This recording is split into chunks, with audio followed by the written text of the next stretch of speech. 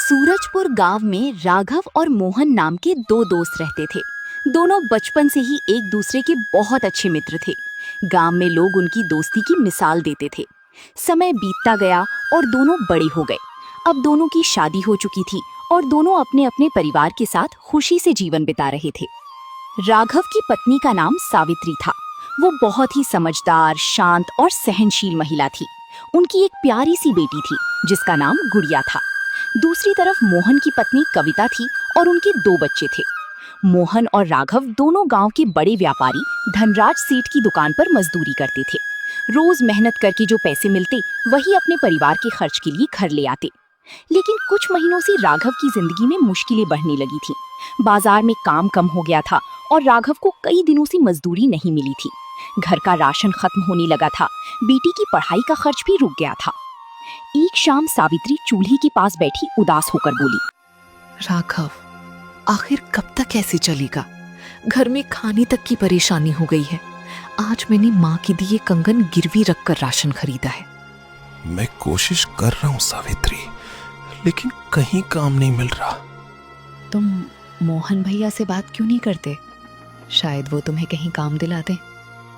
राघव को ये बात सही लगी। उसने तय किया कि वो अगले दिन मोहन से बात करेगा। अगली सुबह राघव मोहन के घर पहुंचा। कविता ने दरवाजा खोला। अरे राघव भैया, आइए, मोहन खेतों की तरफ गए हैं। राघव तुरंत खेतों की ओर निकल पड़ा। वहाँ मोहन काम कर रहा था। राघव ने अपनी परेशानी उसे बताई। मोहन बोला, तू चिंता मत कर दोस्त, कल मेरे साथ बाजार चलना। हम धनराज सेठ से बात करेंगे, शायद कोई काम मिल जाए।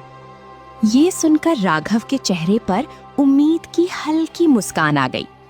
अगले दिन सुबह सुबह दोनों दोस्त बाजार के लिए निकल पड़े। रास्ता जंगल से होकर जाता था। चलते चलते दोपहर हो गई। तभी अचानक आसमान में काले बादल छा गए। तेज हवाएं चलने लगीं और कुछ ही देर में मूसलाधार बारिश शुरू हो गई। दोनों एक बड़े पेड़ के नीचे खड़े हो गए। तभी राघव की नजर थोड़ी दूर एक छोटी सी कुटिया पर पड़ी। मोहन भाई, देखो वहाँ एक झोपड़ी है। चलो वहाँ बारिश रुकने तक आश्रय मांग लेते हैं। दोनों दौड़ते हुए उस कुटिया तक पहुंचे। कोई है? हमें थोड़ी मदद चाहिए। आ जाओ बेटा। जब दोनों अंदर गए तो उन्होंने देखा कि वहाँ एक बूढ़ी अम्मा बैठी थी। उनके चेहरे पर अजीब सी शांति थी। उन्होंने दोनों को बैठने के लिए जगह दी। दयावंती अम्मा ने पूछा, तुम दोनों इस जंगल में कैसे आए? राघव ने सारी बात बता दी। अम्मा उनकी बातें ध्यान से सुनती रहीं। राघव की सच्चाई और विनम्रता देखकर वो बहुत खुश हुई। कुछ देर बाद बारिश और तेज हो गई। बाहर बिजली चमक रही थी, लेकिन उस छोटी सी कुटिया में अजीब सा सुकून था। राघव ने अम्मा से पूछा, अम्मा, आप यहाँ अकेली रहती हैं? आपको डर नहीं लगता? एक समय मेरा भी परिवार था बेटा, लेकिन एक भयंकर बाढ़ ने सब छीन लिया। अब ये जंगल ही मेरा घर है। राघव को अम्मा पर बहुत दया आई। उसने कहा, अम्मा, आप हमारे साथ चलिए ना, हमारे घर में रहिए। मेरी माँ भी नहीं है। अम्मा मुस्कुराईं, लेकिन उन्होंने मना कर दिया। उसी समय मोहन चुपचाप एक कोने में बैठा सब सुन रहा था।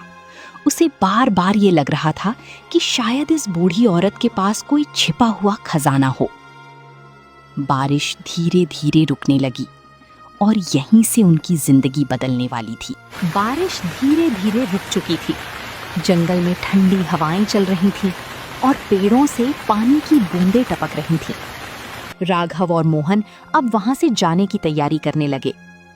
राघव ने हाथ जोड़कर कहा, अम्मा, आपने हमारी बहुत मदद की। अगर आप न होती तो हम इस तूफान में कहीं फंस जाते। तुम दोनों अच्छे इंसान लगते हो बेटा, खासकर तुम राघव। तुम्हारे दिल में दया और सम्मान है। इतना कहकर अम्मा धीरे धीरे उठी और कुटिया के एक कोने में रखे पुराने लकड़ी के संदूक को बाहर लेकर आईं। संदूक काफी पुराना था, लेकिन उस पर सुंदर नक्काशी बनी हुई थी।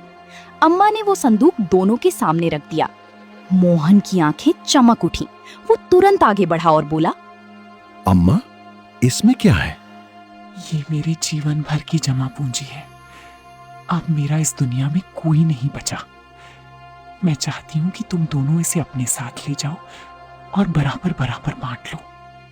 नहीं अम्मा, हम ये कैसे ले सकते हैं? ये आपकी मेहनत की कमाई है। बेटा, जो चीज जरूरतमंद के काम आ जाए वही सबसे सही जगह होती है। मोहन से अब इंतजार नहीं हो रहा था। उसने जल्दी से संदूक खोला। जैसे ही ढक्कन खुला, दोनों की आंखें फटी की फटी रह गईं। संदूक सोने के चमचमाते सिक्कों से भरा हुआ था। मोहन खुशी से उछल पड़ा। इतने सारे सोने के सिक्के! राघव भी हैरान था, लेकिन उसके चेहरे पर लालच नहीं था। वो बोला, अम्मा, ये तो बहुत कीमती हैं। अब ये तुम दोनों के हैं, लेकिन याद रखना, धन इंसान की परीक्षा भी लेता है। मोहन ने अम्मा की बात पर ज्यादा ध्यान नहीं दिया। उसकी नजर सिर्फ सोने पर थी। दोनों अम्मा को धन्यवाद देकर गांव की ओर चल पड़े। रास्ते भर राघव अपने सपनों के बारे में सोचता रहा। इन पैसों से मैं एक छोटी सी दुकान खोलूंगा। सावित्री के सारे दुख खत्म कर दूंगा। गुड़िया को अच्छे स्कूल में पढ़ाऊंगा। लेकिन मोहन के मन में कुछ और ही चल रहा था। अगर सारे सिक्के मुझे मिल जाएं, तो मैं गांव का सबसे अमीर आदमी बन सकता हूं। नौकर होंगे, बड़ा घर होगा, फिर मुझे जिंदगी भर काम करने की जरूरत नहीं पड़ेगी। चलते चलते दोनों नदी के पास पहुंचे। नदी का पानी बारिश की वजह से बहुत तेज बह रहा था। राघव मुस्कुराकर बोला, मोहन भाई, घर पहुंचते ही हम सिक्के बराबर बांट लेंगे। ये सुनते ही मोहन के चेहरे का रंग बदल गया। उसके मन में लालच और बढ़ गया। वो सोचने लगा, आधा आधा मतलब मेरे सारे सपने अधूरे? नहीं, मुझे पूरे सिक्के चाहिए। उसकी आंखों में लालच उतर चुका था। राघव को अपने दोस्त पर पूरा भरोसा था। वो नदी किनारे खड़ा होकर पानी देख रहा था। तभी अचानक मोहन ने पीछे से जोर का धक्का दे दिया। राघव सीधे उफनती नदी में जा गिरा। वो पानी में हाथ पैर मारते हुए चिल्लाने लगा, मोहन भाई, मुझे बचाओ। लेकिन मोहन ठंडी आवाज में बोला, अब ये सारे सिक्के सिर्फ मेरे हैं। राघव बहते पानी में डूबने लगा। उसे लगने लगा कि अब उसकी जिंदगी खत्म हो जाएगी। उधर मोहन संदूक उठाकर तेजी से गांव की तरफ भाग गया। उसके चेहरे पर डर भी था और खुशी भी। लेकिन उसे नहीं पता था कि जंगल की हर घटना पर दयावंती अम्मा की नजर थी। और अब मोहन के लालच की असली सजा शुरू होने वाली थी। अब मैं गांव का सबसे अमीर आदमी बन जाऊंगा। बड़ा घर, नौकर चाकर, ढेर सारी जमीन। अब मुझे कभी मजदूरी नहीं करनी पड़ेगी। लेकिन उसके दिल के किसी कोने में डर भी था। बार बार उसे राघव की आवाज सुनाई दे रही थी, मोहन भाई, मुझे बचाओ। जो हो गया सो हो गया। उधर नदी के तेज बहाव में राघव बहता चला जा रहा था। वो पूरी कोशिश कर रहा था खुद को बचाने की, लेकिन पानी बहुत गहरा था। अचानक उसका हाथ नदी किनारे निकली एक बड़ी जड़ से टकराया। उसने पूरी ताकत से उसे पकड़ लिया। राघव बुरी तरह कांप रहा था। काफी मेहनत के बाद वो किसी तरह नदी से बाहर निकल आया। उसके कपड़े पूरी तरह भीग चुके थे और शरीर पर कई चोटें भी थीं। वो जमीन पर बैठकर जोर जोर से सांस लेने लगा। मोहन ने मुझे मारने की कोशिश की। उसकी आंखों से आंसू निकल पड़े। उसे अपने दोस्त की धोखेबाजी पर यकीन ही नहीं हो रहा था। तभी अचानक उसके सामने दयावंती अम्मा प्रकट हुई। राघव उन्हें देखकर हैरान रह गया। अम्मा, आप यहाँ? बेटा, मुझे सब पता है। मैंने मोहन का लालच देख लिया था। मैंने उसे अपना भाई माना, लेकिन उसने कुछ सिक्कों के लिए मुझे मारने की कोशिश की। इतना कहकर अम्मा ने अपने हाथ से नदी के पानी को छुआ। अचानक राघव के शरीर की सारी चोटें ठीक होने लगी। राघव आश्चर्य से अम्मा को देखने लगा। आप कौन हो अम्मा? समय आने पर सब पता चल जाएगा। उधर मोहन घर पहुंच चुका था। रात काफी हो चुकी थी। उसने चुपके से संदूक अपने कमरे में छिपा दिया। कविता ने पूछा, आज तुम इतने घबराए हुए क्यों हो? कुछ नहीं, बस काम ज्यादा था। लेकिन उसकी आंखों में डर साफ दिखाई दे रहा था। उसी समय बाहर सावित्री खड़ी अपने पति राघव का इंतजार कर रही थी। जैसे ही उसने मोहन को देखा, वो दौड़कर उसके पास आई। मोहन भैया, राघव कहाँ है? वो अभी तक घर नहीं आए। वो शायद कहीं और काम ढूंढने गए होंगे। तुम चिंता मत करो, सुबह तक आ जाएंगे। सावित्री का दिल घबराने लगा, लेकिन उसने खुद को संभाल लिया। उधर मोहन रात भर सो नहीं पाया। उसे बार बार डर लग रहा था कि कहीं किसी को सच पता न चल जाए। सुबह होते ही उसने संदूक खोलने का फैसला किया। वो खुशी खुशी कमरे में गया और जैसे ही संदूक खोला, उसकी आंखें फाटी की फाटी रह गईं। संदूक में सोने के सिक्कों की जगह सिर्फ पत्थर और कंकड़ पड़ी थी। नहीं, ये कैसे हो सकता है? मोहन घबराकर चिल्लाने लगा। तभी कमरे में तेज हवा चलने लगी। दरवाजा अपने आप बंद हो गया और अचानक उसके सामने दयावंती अम्मा प्रकट हो गईं। मोहन डर के मारे कांपने लगा। अम्मा, आप? तुमने दोस्ती और इंसानियत दोनों को धोखा दिया है मोहन। तुमने लालच में आकर अपने ही दोस्त की जान लेने की कोशिश की। मोहन उनके पैरों में गिर पड़ा। मुझे माफ कर दो अम्मा, मुझसे गलती हो गई। ये गलती नहीं, पाप है और हर पाप की सजा मिलती है।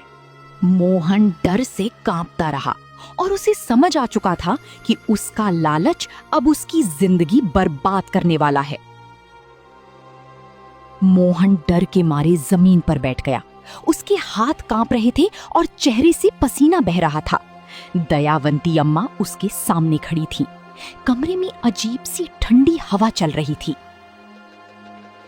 मोहन रोते हुए बोला, अम्मा, मुझे माफ कर दो। लालच में आकर मुझसे बहुत बड़ी गलती हो गई। मोहन, तुमने सिर्फ लालच नहीं किया, तुमने दोस्ती का विश्वास तोड़ा है।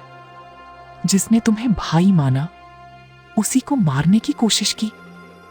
मोहन सिर झुकाकर रोने लगा। मुझे नहीं पता था कि मैं इतना बड़ा पाप कर बैठूंगा। इंसान का असली चेहरा तब सामने आता है जब उसके सामने धन और लालच रखा जाए। राघव ने गरीबी में भी इंसानियत नहीं छोड़ी, लेकिन तुमने दौलत के लिए अपना ज़मीर बेच दिया। इतना कहकर अम्मा वहां से गायब हो गईं। मोहन बहुत देर तक डर से कांपता रहा। उसने फिर संदूक खोला, लेकिन उसमें अब भी सिर्फ पत्थर और कंकड़ ही थे। उधर दूसरी तरफ राघव धीरे धीरे अपने घर की ओर लौट रहा था। उसके मन में बहुत उथल पुथल चल रही थी। क्या मुझे सावित्री को सब सच बता देना चाहिए? अगर उसने सुन लिया कि मोहन ने मुझे मारने की कोशिश की, तो वो जरूर गांव वालों को बता देगी। कुछ देर बाद वो घर पहुंचा। राघव को सामने देखकर सावित्री की आंखों में आंसू आ गए। वो दौड़कर उसके पास आई। अब कहाँ थे? मैं पूरी रात डर के मारी सो नहीं पाई। मैं ठीक हूं सावित्री। सावित्री ने देखा कि उसके कपड़े फटे हुए थे और शरीर पर मिट्टी लगी थी। ये सब कैसे हुआ? राघव कुछ पल चुप रहा। वो मोहन की सच्चाई बताना चाहता था, लेकिन फिर उसे मोहन के मासूम बच्चों का ख्याल आया। अगर मोहन जेल चला गया तो उसके परिवार का क्या होगा? उसने मन ही मन फैसला किया कि वो अभी किसी को कुछ नहीं बताएगा। तभी बाहर से मोहन की आवाज आई। सावित्री बहन, राघव। मोहन डरते डरते घर के अंदर आया। जैसे ही उसकी नजर राघव पर पड़ी, उसके पैरों तले जमीन खिसक गई। तुम जिंदा हो? राघव शांत नजरों से उसकी तरफ देखने लगा। मोहन के चेहरे का रंग उड़ चुका था। उसे लग रहा था कि अब राघव सबके सामने उसकी सच्चाई बता देगा, लेकिन राघव ने कुछ नहीं कहा। सावित्री हैरानी से दोनों को देखने लगी। क्या हुआ? तुम दोनों इतने परेशान क्यों हो? कुछ नहीं, रास्ते में मैं नदी में गिर गया था। बस किसी तरह बचकर वापस आ गया। मोहन समझ गया कि राघव ने अभी तक सच नहीं बताया। उसके दिल में शर्म और डर दोनों बढ़ने लगे। वो धीरे से बोला, राघव, मुझे तुमसे अकेले में बात करनी है। दोनों घर के बाहर आ गए। मोहन रोते हुए राघव के पैरों में गिर पड़ा। मुझे माफ कर दो दोस्त, लालच ने मुझे अंधा बना दिया था। मैंने तुम्हें भाई माना था मोहन, लेकिन तुमने मेरे भरोसे को तोड़ दिया। मैं अपने किए पर बहुत शर्मिंदा हूं। मुझे सजा दो, लेकिन मुझे माफ कर दो। राघव कुछ देर शांत रहा, फिर बोला, अगर मैं चाहूं तो अभी गांव वालों को सब बता सकता हूं, लेकिन मैं तुम्हारे बच्चों को तुम्हारे पाप की सजा नहीं देना चाहता। मोहन हैरानी से राघव को देखने लगा। इतना सब होने के बाद भी तुम मेरे बारे में सोच रहे हो? इंसान गलती करता है, लेकिन उसे सुधरने का मौका मिलना चाहिए। मोहन की आंखों से आंसू बहने लगे। उस दिन उसे पहली बार एहसास हुआ कि असली दौलत सोना नहीं, बल्कि सच्चा दिल और इंसानियत होती है। लेकिन कहानी अभी खत्म नहीं हुई थी, क्योंकि दयावंती अम्मा एक बार फिर उनके जीवन में आने वाली थी। मोहन राघव के सामने सिर झुकाए खड़ा था। उसके मन में पछतावा साफ दिखाई दे रहा था। राघव ने उसे माफ तो कर दिया था, लेकिन उसके दिल का दर्द अभी भी कम नहीं हुआ था।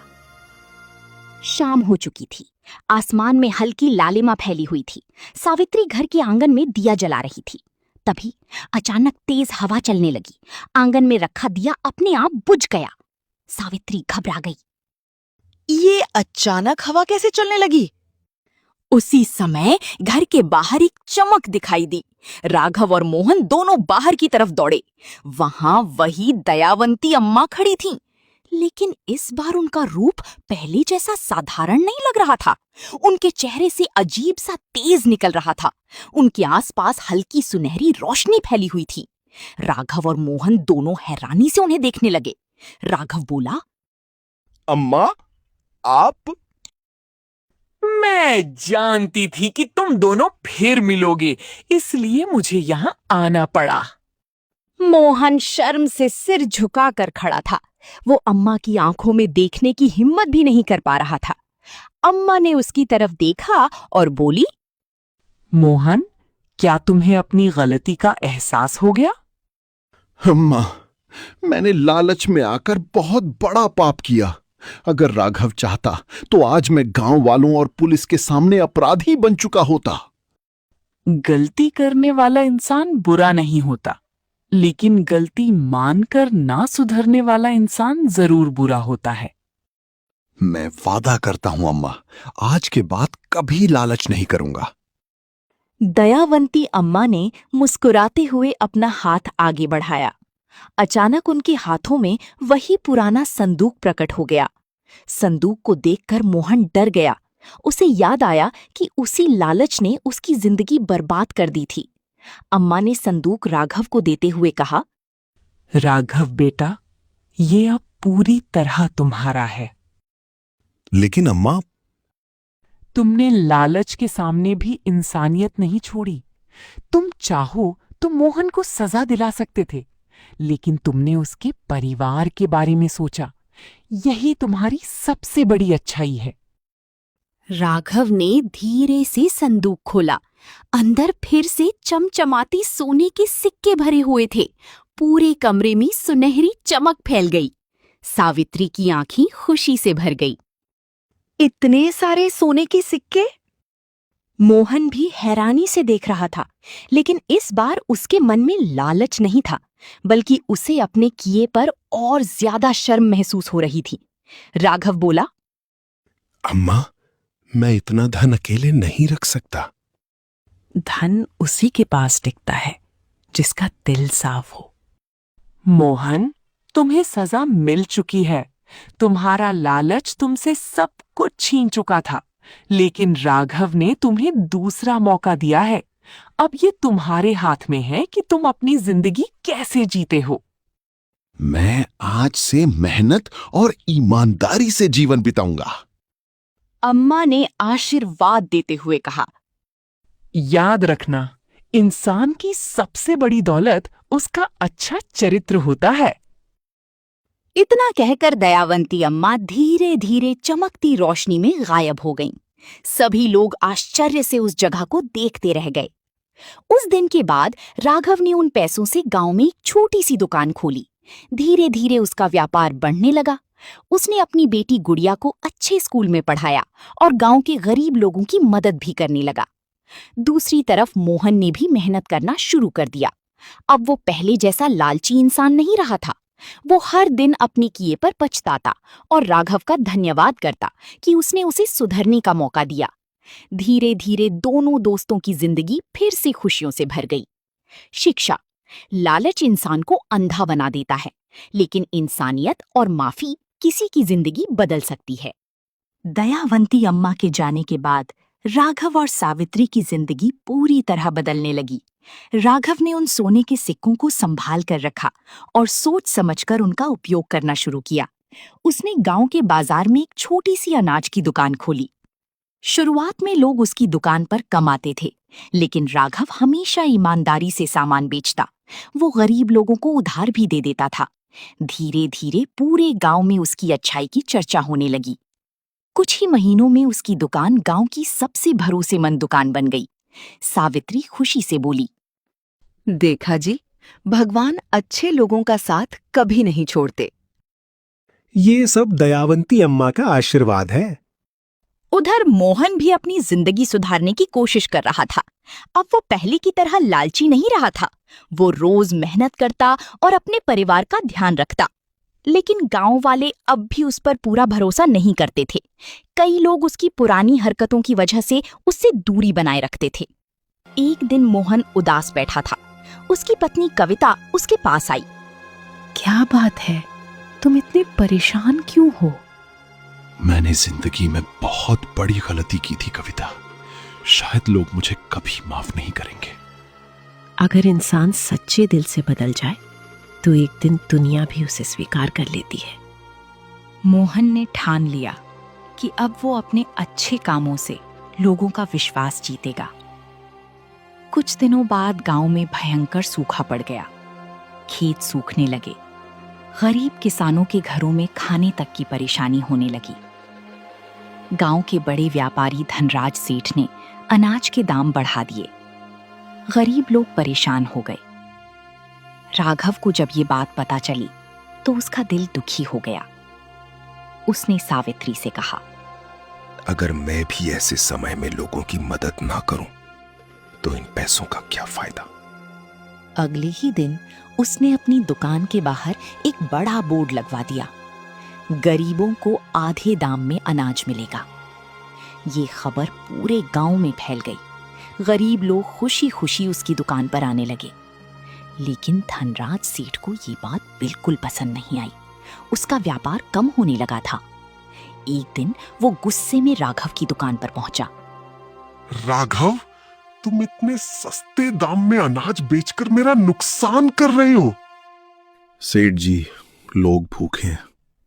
ऐसे समय में उनकी मदद करना जरूरी है।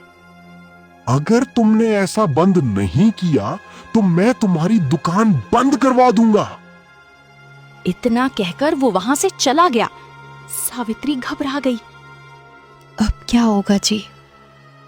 जो सच और ईमानदारी के रास्ते पर चलता है, भगवान हमेशा उसकी रक्षा करते हैं। उधर मोहन ने ये सब देखा। इस बार उसने राघव का साथ देने का फैसला किया। अगले दिन मोहन गांव वालों को साथ लेकर धनराज सेठ के पास पहुंचा। मोहन बोला, सेठ जी, आपने हमेशा गरीबों का फायदा उठाया है, लेकिन अब गांव वाले चुप नहीं रहेंगे। गांव के बाकी लोग भी राघव के समर्थन में खड़े हो गए। धनराज सेठ पहली बार खुद को अकेला महसूस करने लगा। उसे समझ आ गया कि पैसा सब कुछ नहीं होता। कुछ दिनों बाद उसने भी अपने अनाज के दाम कम कर दिए। गांव में फिर से खुशियां लौटने लगी। उस रात राघव आसमान की तरफ देखकर बोला, अम्मा, जहां भी हो, आपका दिया हुआ आशीर्वाद आज भी हमारे साथ है। तभी हल्की हवा चली और ऐसा लगा जैसे कहीं दूर से दयावंती अम्मा की आवाज आई हो। सच्चाई और इंसानियत से बड़ा कोई धन नहीं होता बेटा।